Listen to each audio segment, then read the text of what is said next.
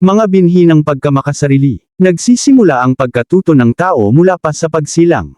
Ang isang sanggol ay natutong makilala ang boses ng kanilang mga magulang, natutunan nilang kapag umiiyak sila ay may tutugon, at kapag kumain sila ay nabubusog sila.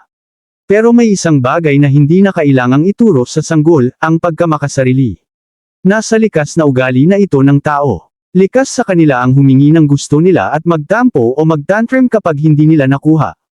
Sa totoo lang, hindi gaanong naiiba ang pagkamakasarili ng bata at ng matanda dahil ito ay bahagi ng ating makasalanang kalikasan. Ngunit para maging tunay na kaibigan at tagasunod ni Kristo, kailangan nating matutong isantabi ang sarili. Mahalaga ito sa ating kaligtasan. Walang pagkamakasarili sa langit. Sabi ng Biblia sa Lucas Kapitulo 9 versikulo 23, kung ang sinuman ay nagnanais na sumunod sa akin, itakwil niya ang kanyang sarili, pasanin ang kanyang krus araw-araw, at sumunod sa akin.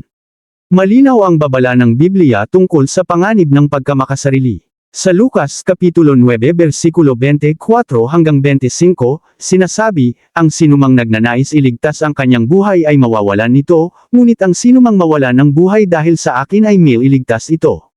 Ano ang mapapala ng tao kung makamtan man niya ang buong mundo ngunit mawala naman ang kanyang sarili?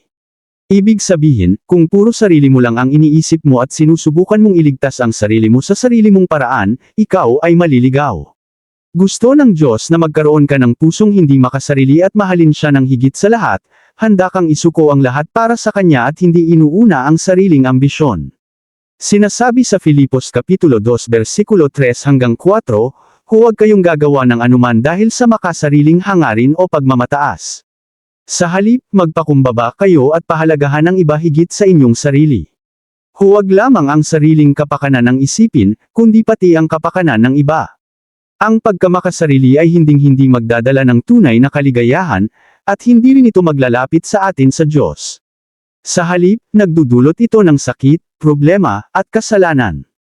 Ayon sa Santiago Kapitulo 3 versikulo 16, sapagkat kung saan may inggit at makasariling ambisyon, naroon ang kaguluhan at lahat ng uri ng masamang gawain.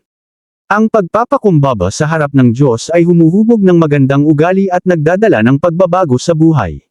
Ginagawa nitong biyaya ang paghuhusga, kapayapaan ang away, at pag-ibig ang kritisismo. Hindi tatubo ang mga binhi ng pagkamakasarili sa isang hardin ng pag-ibig. Kaya humingi tayo sa Diyos ng mas maraming pagmamahal para sa Kanya at sa kapwa, at maranasan natin ang kapayapaang dulot ng kababang loob.